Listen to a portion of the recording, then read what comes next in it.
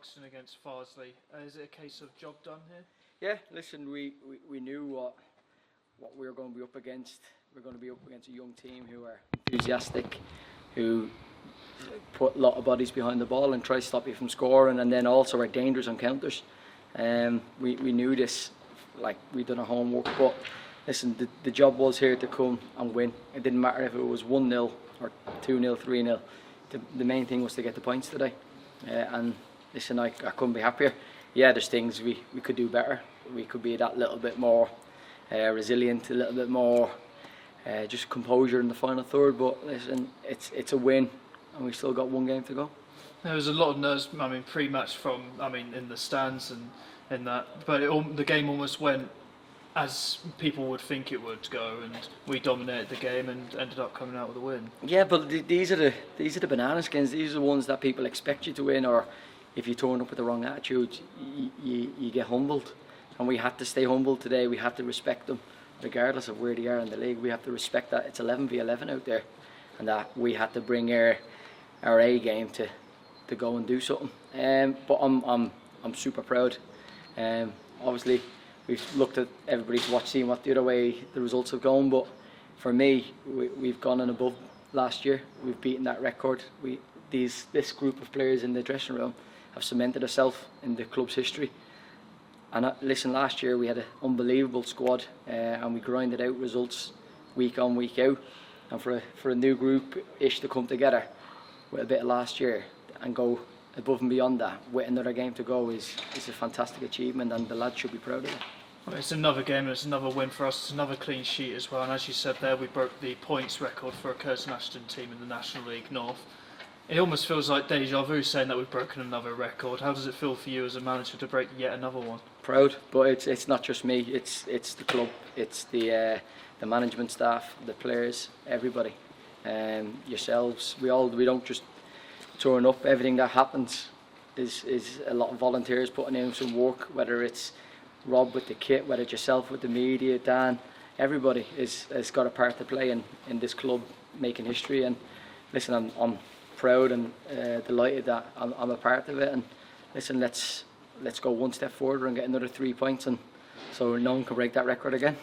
We saw about 25 minutes in Isaac Sinclair come off with a bit of a knock. Is there anything to be worried about there? I think he's just soft, really. Yeah. I think he's just didn't want to play in the Astro. No, it's a bang to the knee. And if Isaac's saying he's hurt, well, you know that, because he's one of the most honest players you can meet. He'll run around, he'll give you everything. He'll put his body on the line, and if he's struggling with a knee, well, then we have to take him off. But thankfully, it looks like it's just a bang to the knee, a couple of days recovery, and then hopefully he'll be ready for training on Thursday. Talking about the man who replaced him, though, he came on and made an instant impact, and he almost ran the show as we've expected to see from him. Curzon is outstanding. Listen, today we changed our way of playing. We knew these were going to be quite a narrow team, so we had Mikey and IBR out wide to cause them problems. They're natural wingers. Curzon and Stefan, they like to come into the pockets and cause trouble in there, but the space wasn't there today, so we had to be a bit more clever and try to play around them. But when Curzon comes on in midfield and plays like that, he's untouchable, and he deserved something from the game today, and I'm glad he got his goal. But yeah, it's a good, well-rounded performance. Yeah, we probably would have wanted to score a couple more, but listen, we came here for 3 points, and that's the main thing. You talked about Curzon getting the goal there. The man who got the other 2 goals, we're not used to seeing scoring, but he seems to always pop up at Easter. Exactly, and he rose from the dead again, didn't he? Handsome Jesus. Yeah, listen, Spid is Spid. He drinks from the fountain of youth. He is fantastic, and he's not just. I've got to know Spid loads over the last couple of years, but this year as manager, I've got to see a different side to him. The way he gets the boys going, the troops, the way he rallies us, he's talking. He's second to none, and listen, it's another clean sheet for the lads as well at the back. So I'm buzzing. It gives the last game of the season something to play for. But you can't ask more than that.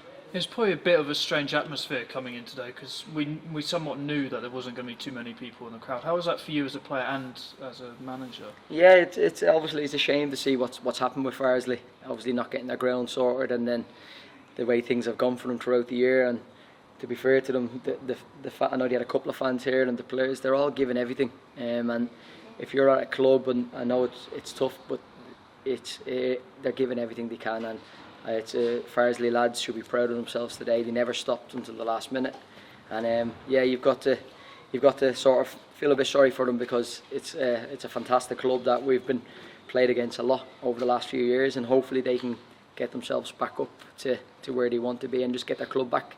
But for our lot, our fans are, for me, are brilliant. You know what I mean? They follow us up and down the country. It doesn't matter where it is, and they just seem to be louder and louder every week we play against them. Yeah, so for me, I think having them here, like chatting us on, getting us going, keeping the lads motivated, it's you can't ask for more than that, and I'm so grateful for them as well.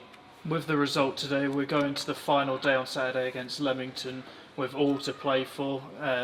There's still 6 teams to battle with us for the final playoff spot. How are the lads going into that one and wanting the challenge? It's exciting, isn't it? Do you know what I mean? We like as much as we'd love to be cemented, sitting in the playoffs now and deciding what we're going to do and how we're going to play, we've still got something to play for. If you look at all the other teams in the league and below us, I'm sure they would love to be in their position. But we can't focus on anybody else now. We've just got to go and do what we need to do against Leamington. They are a tough side, and we have to make sure we prepare properly. I know there's a couple of other tough fixtures in the league, but we know what we need to do. If we turn up and do our job and we still don't get in, well then listen, we've done everything that we've asked of them. But on Saturday we'll make sure that we're ready, prepared, and we'll try to give the fans something to cheer about one more time. Cheers and congrats, Mahon. Thank you.